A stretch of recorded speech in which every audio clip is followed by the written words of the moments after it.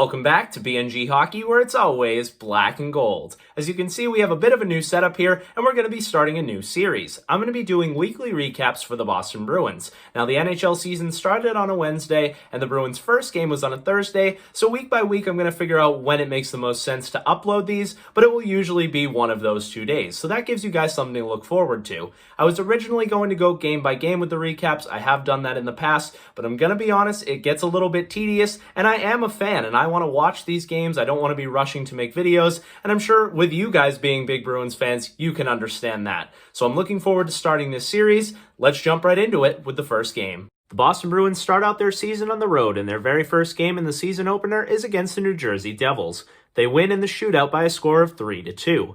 Couple of quick notes from this game. Craig Smith was ruled out at the last minute. He was banged up at practice and doesn't end up playing in this game. Trent Frederick was put in and played on the fourth line, and Tuukka Rask will start in net. The Boston Bruins outshot the Devils 37-22. They were 2 for 5 on the power play, while the Devils were 0 for 5 on their power plays. Let's recap this game. First period, the Bruins outshoot the Devils 16-4. They were absolutely dominant in their very first period of the year. They came out with a lot of speed. The young defense looked solid. Tuukka Rask played well. He only saw 4 shots, but he had a couple of nice saves. But Mackenzie Blackwood kept his team in this game, and that's going to be a trend here in this series against the Devils. The Bruins don't score until pretty much the end of the period when they had a power play. Ritchie and Bergeron do an incredible job of keeping the puck in at the blue line. Bergeron to Ritchie. Ritchie cross-crease to Brad Marchand, gets his first of the year, and the Bruins are up 1-0 at the end of the first. Second period, the Bruins outshoot the Devils once again, this time 10-7, but the Devils did jump back into this game. They started getting a couple more chances, playing with a little bit more speed and keeping up with the Bruins. Tuukka Rask had the best save by far. Once again, this play came at the end of the period. Pavel Zacha was flying in, Charlie McAvoy diving around on the ice, trying to prevent him from getting a chance. Zacha switches to his backhand right in front of Tuukka Rask. Rask with a really nice save to make sure the Bruins still have a lead, and at the end of this period, the Bruins lead 1-0. Third period, the Bruins outshoot the Devils once again, this time 9-7, so you can see the Devils continue to close that gap a little bit and jump back into this game. And sure enough, with 11 minutes to go, Sean Kuraly curling up to his own blue line, a terrible turnover. McAvoy's caught pinching. Lozon is the only man back. Jack Hughes over to Miles Wood. Wood takes off with that straight-ahead speed of his. Lozon doesn't really stand a chance. He's catching up, but Miles Wood snipes one past Tuukka Rask. Wood has had a really great series here against the Bruins. We'll talk a little bit more about him later. It's his first goal of the season, and the Devils get back in this game. It is now 1-1. But not long after that, the Boston Bruins get a power play. They do a great job keeping it in and keeping that pressure up. Grzelcyk over to Marchand, cross-crease once again for a tap-in goal by Nick Ritchie, of all people. I know how much some of you don't like him, but he's been really good for the Bruins here, and we will talk about him a lot more later as well. Nick Ritchie gets the Bruins back on top on the power play. They lead by a score of 2-1. But seconds later, after that, we are getting a lot more action in this period. Rookie Ty Smith has a shot from the blue line. It bounces off Lozon, bounces off Palmieri, hits McAvoy, and goes past Tuukka Rask. The rookie's got his first goal for the Devils, and it's tied up 2-2, and we're heading to overtime. For the first time in this game, the Devils actually outshot the Bruins 4-2 in overtime. Rask came up huge in this OT. Palmieri basically had the entire ice on a breakaway when the Bruins were caught pinching and falling all over the place, and Rask came up huge with a save, and he had another really nice save on Jack Hughes in the last seconds of overtime on a partial breakaway there. So Rask definitely was a huge factor, and them not losing this game in overtime and bringing them to the shootout. It's time for a shootout. The Devils start out with Nikita Gusev. He comes in and puts it right on the logo of Tuukka Rask. Really no chance there, and they start out 0 for 1. Charlie Coyle comes out for the Bruins, does a nice little forehand-backhand, but Blackwood stretches out the pad, and the Bruins are 0 for 1. The Devils send Boquist, no goal, 0 for 2. Bruins send Kasha, no goal, 0 for 2. Jack Hughes comes out, really just kind of runs out of room and doesn't make a move at all on Tuukka Rask. So the Devils are 0 for 3, and then Brad Marchand comes out. And we all figured as long as he doesn't skate past the puck, he's probably going to score. And he does. He walks right in, drops the shoulder, simple shot, beats Blackwood, and the Bruins win the game in overtime by a score of 3-2. It's great to see Rask get the win here. You feel bad for Blackwood after an incredible game that he gets the loss, but the Devils get a point out of it, and the Bruins grab an extra point out of it, and they have a win in their first game of the year. Moving on now to Game 2. It's the Bruins against the Devils once again, but this time the Devils come out on top by a score of 2-1 in overtime. A couple of quick notes. The Bruins do lose Andre Kasha in this game. It was a higher hit by Miles Wood, and he is currently still recovering from that injury. Craig Smith comes back into the lineup. Jack Studnicka comes out as a healthy scratch. Anders Bjork gets bumped up to the top line, and Jaroslav Halak is in net. Taking a look at the shots totals, the Devils outshot the Bruins in this one, 31-28. The Bruins were 0-2 on their power plays, and the Devils were 0-3. Let's jump right into the first period. The Devils outshoot the Bruins 8-7 in the first period, and I told you previously that we'd be talking more about Miles Wood, and we're definitely going to be talking about him in this period. Him and Kevin Miller dropped the gloves right off the bat. Wood knew it was coming. He had run into Tuukka Rask a couple of times in the previous game, and the team really didn't like it. And for those of you out there who didn't like the Kevin Miller signing, I didn't love it myself. This is why he's on the team. You love to see him standing up for his teammates, and I think he got the better of the fight. But Miles Wood is not done being a villain against the Boston Bruins quite yet, because late in this period, he's standing parked in front of the net like he always is, being a pest, and tips a shot from the point by rookie Ty Smith, and he has his second goal of the season and gives the Devils a 1-0 lead. And the Bruins are already scrambling in this period. Bruce Cassidy is switching up his lines, trying to find a goal, but they can't, and the Devils lead 1-0 after one. Bruins start to turn things around here in the second period. They outshoot the Devils 13-8, and the Bruins are playing around with their lines, switching wingers, trying to find an answer to get a goal. They end up getting one, but it's waved off for goaltender interference. Bruce Cassidy challenges it. They don't win the challenge, and unfortunately, that means that the Bruins go to the penalty kill. But fortunately for the Bruins, we have some of the best penalty killers in the entire league. Not only because they're good at killing penalties, but they're lethal at scoring shorthanded goals. And that duo is Bergeron and Marchand. Marchand does an incredible job keeping the puck away from Paul Mary, streaks up the wing, gives it to Bergeron right in the slot, and our captain snipes one, his first of the year, to tie this game with a shorthanded goal, 1-1. You love to see that goal because it was kind of an iffy call on the goaltender interference, and then you challenge it. You're not lucky enough to win the challenge, but you end up getting a goal out of it anyway, and you killed the penalty. The Bruins' penalty kill has been really impressive, especially without Zdeno Chara. And it's great to see our new captain stepping up here, getting us back into the game, and it's 1-1 after 2.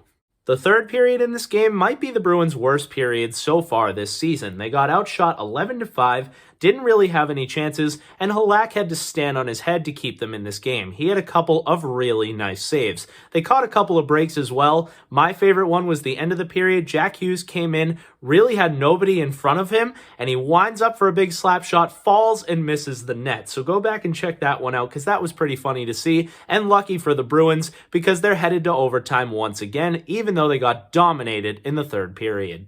The Devils outshot the Bruins once again 4-3 in overtime, and Charlie Coyle played so bad in this overtime. He did nothing but miss assignments and turn the puck over. My favorite turnover was when he was directly in front of his own net, had the weakest little backhand pass that went right on the tape of Pavel Zacha in front of the net, and Halak had to make an incredible save to keep the Bruins in this overtime. That was such a bad play by Coyle. I don't even know what he was thinking. But we're not done bashing on Charlie Coyle just yet because him, Krejci, and Grzelcyk all pinched way too much with 7 seconds to go. Severson comes up the ice, a really nice over-the-shoulder pass to Sharangovich. He comes in, and the rookie has his first goal of his career, first goal of the season, and the Devils win. They score with 2 seconds left in overtime. That is a heartbreaker. The Devils win by a score of 2-1. Game number 3, the Bruins are on the road once again, this time against a different opponent. They play the New York Islanders and lose in another heartbreaker by a score of 1-0. A couple of quick notes, they play against Semyon Varlamov, who was coming off a shutout, was also coming off a weird injury where he took a shot to the neck in his own warm-ups, but he looked completely healthy in this game because he was incredible, grabbing his back-to-back shutout. Tuukka Rask is in net for the Bruins. Kasha is out with injury, but that means Jack Studnicka gets another shot at joining this lineup, so I was happy to see that. The Bruins absolutely dominated the Islanders in this game. The shots totals tells you that. They outshot the Islanders 27-17. They were 0 for 3 on the power play, and the Islanders were 0 for 5. Let's talk about this game. Coming into this game, the Bruins were 18-2-1 in their last 21 road games against the Islanders, so you felt pretty good about this matchup, and after a heartbreaking loss to the Devils, you knew the Bruins would come out with quite a bit of jump. And they certainly did. They outshot the Islanders 11-3 in this period. And the Bruins' fourth line, I thought, was actually their best line. Frederick with Corrali and Wagner brings so much energy, physicality, and they're actually getting chances. Bruce Cassidy's putting them out there whenever he needs an energy shift at the start of games and against the other team's top lines, and they're playing great. I was really impressed by them. Another line that was good was the Krejci line with Ritchie and Studnicka. It was an interesting grouping of players, but both Studnicka and Ritchie got plenty of chances, and I thought they looked really good. I did not like Jake DeBrusk with Bergeron and Marchand. I don't like DeBrusk playing his offside, and DeBrusk has been so inconsistent his entire career, and he had a couple of chances, but I just don't think he's the solution there, and it wasn't a great fit, and I'd rather see him stick with Krejci or play his normal side. So that didn't stick around too long, and Bruce Cassidy is always changing the winger on that top line without Pastrnak, but that was just something that I noticed in a bad way. Second period, the Islanders outshot the Bruins 7-6. This period was a lot of the same. I thought there was a couple good chances from the Krejci line. Nick Ritchie had a really nice one-timer that almost squeaked past Varlamov, but it was much of the same. You're playing against a very defensive-minded team in the Islanders, so it wasn't a surprise to see this be a low-scoring game, and once again, it is 0-0 after the second. Third period, the Bruins outshoot the Islanders 10-7. I thought both goaltenders looked really good. I thought Rask looked especially good. He had a couple of really dangerous chances that I thought he did a nice job on. And the Bruins were dominating once again in this period, so it was huge that Rask was keeping them in this game because the Bruins weren't able to get one by. The Islanders were able to get one by towards the end of the period. Pulock over to his D partner Pelech, shot on net, blocked by Bergeron, but it's up into the air, and J.G. Pageau bats it out of the air like a baseball. It goes in the net. It's not a high stick. Pageau has his first of the year, and the Islanders are up 1-0. Not long after that, the Bruins pull their goalie. They jam a couple of shots in front. Nick Ritchie doing a great job being that big body screen. They can't get one by, and they lose 1-0. Varlamov gets his back-to-back shutout, and the Bruins are now 1-1-1 in their first 3 games. And unfortunately, that wasn't the only loss for the Bruins tonight, as they lose Matt Grzelcyk. Now, it does look like Grzelcyk is going to be okay. Meeting with the media today, he said he's close to 100%, but all in all, that was a really tough game because I thought that was the Bruins' best game of the year, and they don't get a goal and they don't get a win. So that was definitely a heartbreaker. And now we're moving on to a segment called Studs and Duds. Each week, I'll pick 3 Bruins who were great for the team that week and 3 Bruins who were not so great for the team that week. Let's get started.